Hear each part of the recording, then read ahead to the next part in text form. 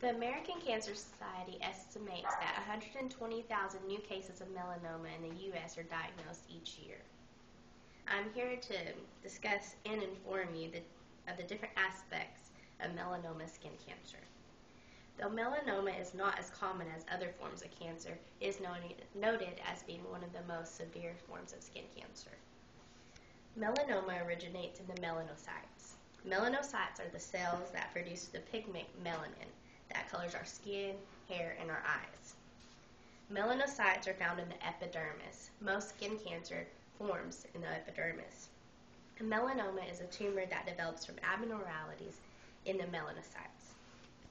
As you can see here, this is the anatomy of the skin. This is the epidermis layer, and these are where the melanocytes form. There are several risk factors that come along with melanoma: family history, sun exposure, lowered immune system, moles, and your skin type.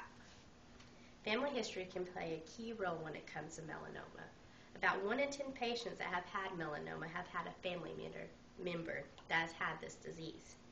Each person with a first-degree relative diagnosed with melanoma has a 50% greater chance of developing the disease than people who do not have a family history. Exposure to UVA and UVB rays can lead to acquiring this disease. Also, the frequent use of tanning beds increases your exposure to the sun 2 times more than the actual sun does. Now, as you can see here, here is a woman with a sunburn. If she would have just taken the time to put on sunscreen, she wouldn't have to go through the pain and also being at risk for getting sun cancer or skin cancer. Any person with a lowered immune system is more susceptible to any diseases, but also melanoma skin cancer. The more moles a person has, the more at risk they are for developing melanoma. Now I'm going to show you some examples of normal moles and melanoma moles. In dermatology, they use the letters A, B, C, and D to determine if a mole looks cancerous.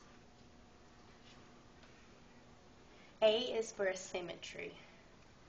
As you can see here, the normal mole is symmetric on all sides, but the melanoma mole has no symmetry. There's borders around it.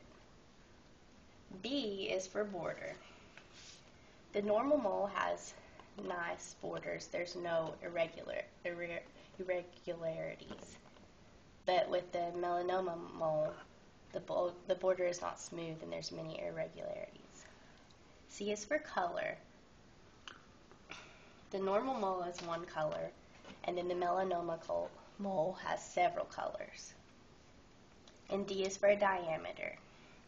In dermatology, they use the end of a pencil, the eraser, to measure the diameter.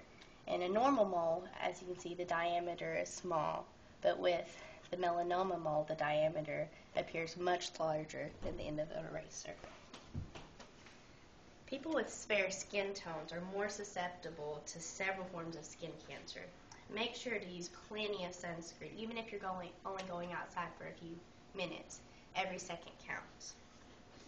There are many factors that contribute to this awful disease. In my opinion, education is the #1 prevention. It is important to do self-examinations quite often and to be examined by your primary care physician or your dermatologist yearly. Finally, be smart about your sun exposure. Put sunscreen on. It's not that difficult. This disease is almost always curable in the early stages. Please don't become another statistic. I got all my information from skincare.org and womenshealthmatters.com. My pictures are from doctorsgate.com, steadyhealth.com, and webmd.com.